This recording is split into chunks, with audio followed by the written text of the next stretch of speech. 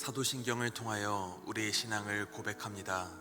전능하사 천지를 만드신 하나님 아버지를 내가 믿사오며 그 외아들 우리 주 예수 그리스도를 믿사오니 이는 성령으로 잉태하사 동정녀 마리아에게 나시고 본디오 빌라도에게 고난을 받으사 십자가에 못 박혀 죽으시고 장사한 지 사흘 만에 죽은 자 가운데서 다시 살아나시며 하늘에 오르사 전능하신 하나님 우편에 앉아 계시다가 저리로서 산자와 죽은 자를 심판하러 오시리라. 성령을 믿사오며 거룩한 공회와 성도가 서로 교통하는 것과 죄를 사하여 주시는 것과 몸이 다시 사는 것과 영원히 사는 것을 믿사옵나이다. 아멘. 하나님, 이 시간 우리가 오직 하나님의 말씀과 은혜를 의지합니다. 주님 앞에 예배와 간구로 나아가오니 우리의 마음을 살펴주시사 성령님의 충만하심을 더하여 주시옵소서. 주님, 우리가 살아가며 어떨 때는 기쁠 때를, 어떨 때는 어렵고 힘든 때를 겪게 됩니다. 우리가 모든 상황 가운데에서 신실하신 하나님을 바라보게 하여 주시옵시고, 우리가 어디에 있든지 무엇을 하든지 주의 영광을 위한 삶을 살게 하여 주시옵소서. 우리가 교만하지 않고 늘 겸손한 마음으로 주를 위하여 제한 없이 쓰임받는 삶을 살아가게 하여 주시옵소서. 주님이 나를 끝까지 사랑하셨으니 나도 주님을 끝까지 사랑하게 하여 주시옵소서. 나의 열심을 통하여 나를 끝까지 사랑하신 예수 그리스도의 삶에 동참할 수 있는 영광을 더하여 주시옵소서. 주님, 이 시간 가장 값진 예물을 주 앞에 올려드립니다. 주의 영광을 위하여 귀하게 사용하여 주시옵시고, 주님이 원하시는 때에 가장 가치 있는 예물로 사용하여 주시옵소서. 1000번째 예물 11조 선교헌금 주께서 드린 정성을 받아 주시옵시고 주의 충만하신 은혜를 부어 주시옵소서. 이 시간 우리 담임 목사님을 위하여서 기도 올려드립니다. 하나님, 하시는 목회와 사역 가운데 성령님의 강건하신 은혜를 부어 주시옵소서. 예수님의 이름으로 간절히 기도 올려드립니다. 아멘. 이 시간 찬송가 154장 함께 찬송하도록 하겠습니다. 찬송가 154장입니다.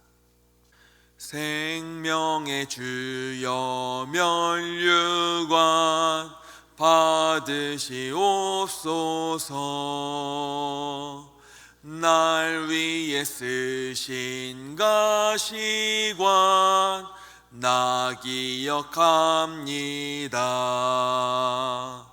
저 겟세마네 기도를 늘 기억하게 하시고 그 십자가의 은혜로 날 인도하소서. 누셨던 무덤 내게도 보이시옵소서. 잠드신 동안 천사가 굳게 지키었네. 저 겟세마네 기도를 늘 기억하게 하시고 그 십자가의 은혜로 날 인도하소서. 마리아처럼 새벽에 주께로 갑니다. 빈 무덤 내게 보이사 날 가르치소서. 저 겟세마네 기도를 늘 기억하게 하시고 그 십자가의 은혜로 날 인도하소서. 고난의 잔을 날 위해 다 마셨나이다.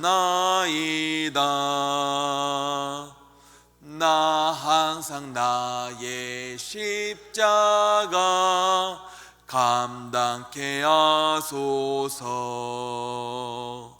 저 겟세마네 기도를 늘 기억하게 하시고 그 십자가의 은혜로 날 인도하소서. 아멘.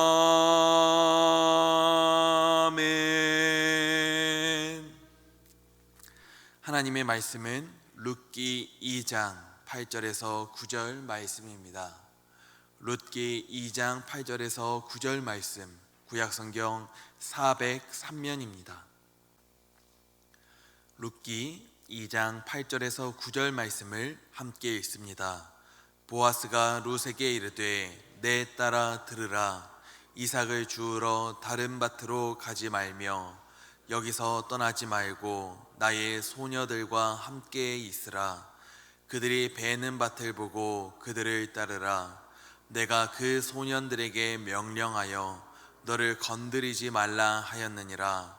목이 마르거든 그릇에 가서 소년들이 길어온 것을 마실지니라 하는지라. 아멘. 제가 요즘에 청년 신방을 하면서 청년들의 교회 내 관계를 알아보기 위해서 이런 질문을 합니다. 젊은이부 안에서 혹시 친한 사람이 있어? 평상시 자주 연락하는 사람이 있을까? 혹시 그 사람이 누구야? 하고 이렇게 질문을 하게 되는데, 그러면은 다양한 사람들의 이름이 나오기보다는 보통은 중복된 한 사람의 이름을 자주 듣게 됩니다. 그 한 사람이 교회 안에서 적응을 하려고 하는 청년들을 잘 챙겨주기 때문입니다.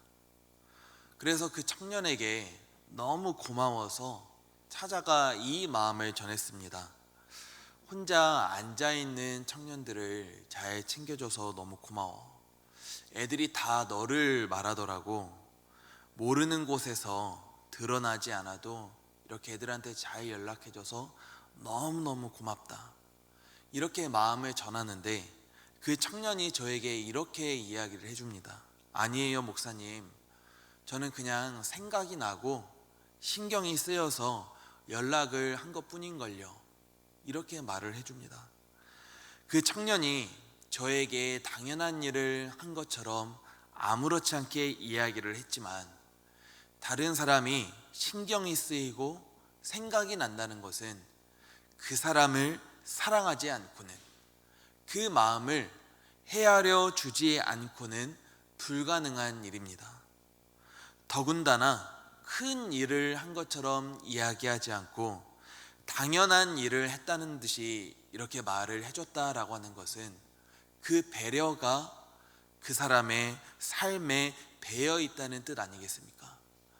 사랑하는 성도님들, 저는 우리 사이에 다른 사람이 생각나고 신경이 쓰이는 이러한 일들이 우리 삶 가운데, 우리 교회 가운데 정말 일상 다반사로 일어났으면 좋겠습니다.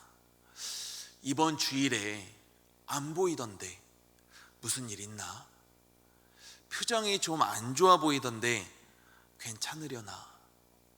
그 사람이 혹시 혼자 앉아있던데 오늘은 내가 가서 인사해 줘야 되겠다. 옆에 좀 앉아 있어 줘야 되겠다.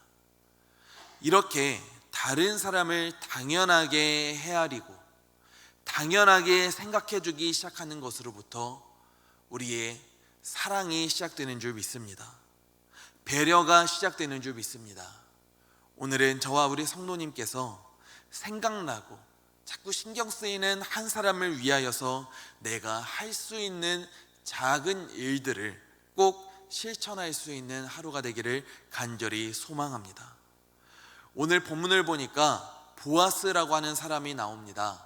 보아스는 평상시에 삶의 모습이 참 선하여서 다른 사람에게 좋은 영향력을 미치고 다른 사람들로부터 존경을 받고 있던 사람이었습니다.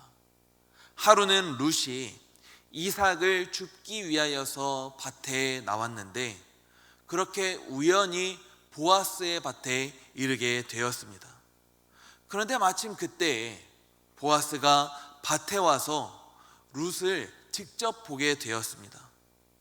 보아스가 룻을 본 것은 처음이었지만 이미 보아스는 룻이 늙은 시어머니를 보살피기 위하여서 베들레헴까지 왔다는 이야기를 듣고 마음에는 감동을 받은 상태였습니다.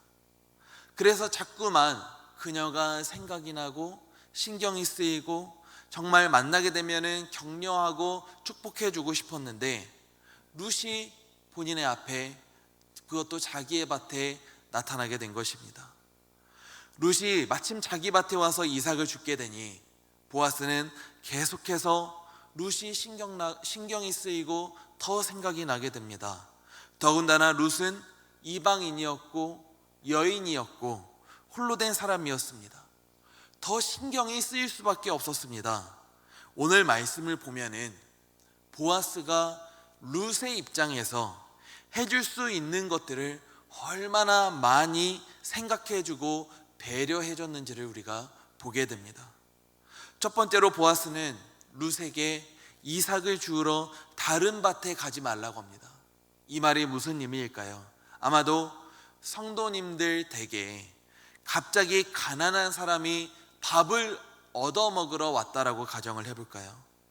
만약 성도님들께서 그 사람에게 앞으로는 다른 집에 가지 말고 우리 집으로만 찾아오세요 라고 이야기를 해준다면 그게 무슨 뜻이겠습니까? 앞으로는 내가 당신의 양식을 책임져 주겠습니다 라고 하는 뜻 아니겠습니까?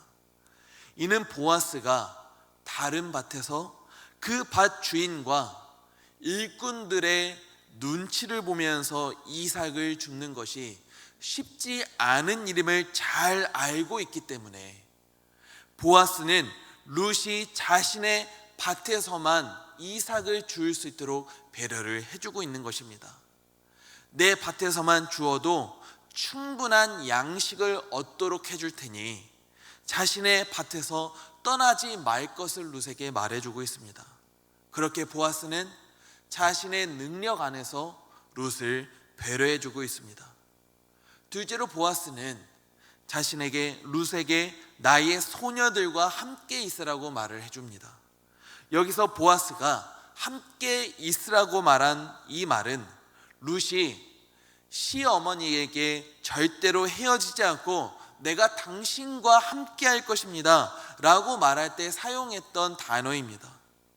보아스는 룻이 외롭지 않도록, 그리고 다른 사람들로부터 혹시나라도 해코지나 눈칫밥을 먹지 않도록 소녀들을 통하여서 보호해 주기를 원하고 있는 것입니다. 룻이 시어머니를 위하여서 내가 당신과 함께 있을 것입니다 라고 했던 말이 이렇게 되돌림을 받게 되니 이 말을 들을 때 얼마나 마음에 감동이 되었겠습니까? 또 보아스는 룻을 위하여서 생각을 합니다. 혹시라도 남자애들이 룻에게 치근덕대면 어떡하지? 그래서 보아스는 소년들에게 룻을 건들지 말라고 명령합니다. 여기서 건드린다라고 하는 말은 추근거리다, 괴롭히다라고 하는 뜻입니다. 좋은 뜻이 아닌 나쁜 의도를 가지고 룻에게 접근할 것을, 룻을 괴롭힐 것을 걱정한 것입니다. 보아스가 룻이 힘이 없고 가난한 이방 여인이라는 이유로 어려움을 당할 수도 있지 않을까 계속해서 신경을 써주고 있던 것입니다. 그런 룻을 생각함으로 보아스는 혹시 있을 불상사를 막기 위해서 미리 사람들을 단속시킨 것입니다. 또 보아스는 생각합니다. 밭에서 일을 하다 보면 목이 마를 텐데 물을 구할 수 있으려나? 물은 있으려나? 그래, 룻에게 혹시라도 목이 마르면 소년들이 길어온 물을 마시라고 해줘야겠다.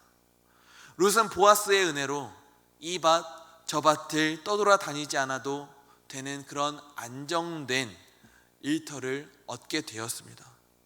다른 사람의 눈치를 보면서 마음을 졸이지 않고 하루 먹을 수 있는 양식을 계속해서 얻을 수 있게 되었습니다. 보아스가 룻을 위하여서 룻의 입장에서 참 많은 상황들을 가정하고 생각했음이 보이지 않으십니까? 이를 통하여서 우리는 보아스가 참 마음 따뜻하고 배려가 있는 사람이었구나라는 것을 느끼게 됩니다. 보아스는 유력한 사람이었습니다. 부자였고요, 유다 사람이었고, 존경받는 사람이었고, 남자였습니다. 반면에 룻은 가난했고, 이방인 모압 사람이었고, 여자였고, 비천한 사람이었습니다. 하지만 보아스는 이런 것들을 별로 신경 쓰지 않았습니다. 보아스는 눈에 보이는 그런 것들을 신경 쓰이기보다는 그저 룻이라고 하는 이 사람이 어려움 없이 이삭을 줄 수 있게 하는데 신경을 쓸 뿐이었습니다. 목이 마르지는 않을지, 혹시나 해코지를 당하지는 않을지에 대한 생각만 가득할 뿐이었습니다. 룻이 이삭을 쉽게 줄 수 있도록 사람들에게, 그래 바닥에다가 이삭을 좀 살짝 좀 뿌려놔라, 주워가기 쉽도록. 다른 사람들이 다 먼저 주워가면 어떡하냐. 룻이 이삭을 쉽게 주워갈 수 있도록 배려해 주기 위한 생각뿐이었습니다. 우리는 때때로 뉴스를 보면서 다른 사람들에게 선함과 배려를 베풀고 약자를 위하여서 기부하는 그런 선한 사람에 대한 뉴스를 보게 될 때가 있습니다. 사고를 당하여서 어려움에 처한 사람을 위하여서 시간을 내어 돕고 유유히 돌아가는 그런 사람들에 대한 뉴스를 봅니다. 그리고 그 사람들을 찾아가 기자가 인터뷰를 할 때 그런 사람들이 공통적으로 하는 말이 있습니다. 당연한 일을 했을 뿐입니다. 당연한 일을 했을 뿐입니다.